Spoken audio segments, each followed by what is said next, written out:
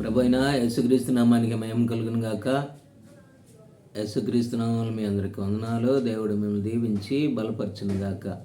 మంచిది. దేవుడి బిడ్డలారా, వాక్య ధ్యానం కొరకే పరిశుద్ధ గ్రంథం బైబిల్ దేవుని యొక్క వాక్య భాగాన్ని చదువుతున్నాను, మీరు గమనించండి. కీర్తనల గ్రంథము 9వ అధ్యాయము 1వ వచనం నుండి.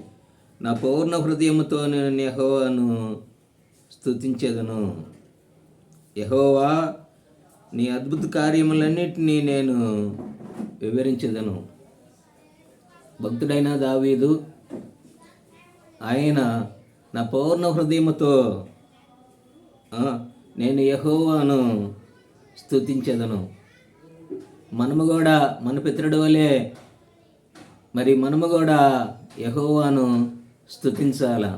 ఎందుకంటే దేవుడు చేసిన మేలు ఉపకారాలన్నింటినీ తలపోసుకుంటూ ఆయన నామాన్ని మనం గణపరచాలి, ఆయన స్తుతించాలి. ఆయన అంటున్నాడు, నా పూర్ణ హృదయముతో నేను యెహోవాను స్తుతించెదను.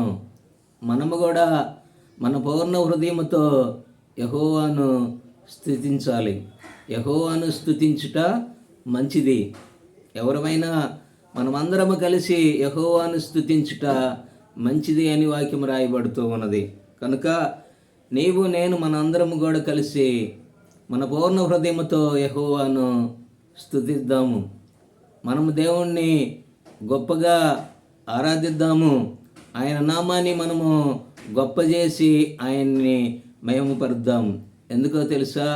దేవుడు తన స్వరూపముతో మనల్ని సృజించినాడు, నిర్మించినాడు. కనుక ఈ భూలోక రాజ్యము యాత్రకి మనం పంపించినాడు కాబట్టి ఆయన మనము స్తుతించడానికి బద్దులమై ఉన్నాము. నిజంగా దేవుడు ఆయన స్తుతులకు పాత్రుడుగాను ఆరాధనకి యోగ్యుడుగా ఉన్నాడు కాబట్టి ఆయన నామాన్ని గణపరిచి మహింపరచడానికి మనము కూడా మన పితరుడైన దావీదు గారి వలె మనము కూడా దేవుణ్ణి స్తుతిద్దాము. మన పితరుడు అంటున్నాడు, నా పూర్ణ హృదయముతో నేను యెహోవాను స్తుతించెదను. మనము కూడా మన పూర్ణ హృదయముతో యెహోవాను స్తుతించి ఆయన నామాన్ని గణపరుద్దాం.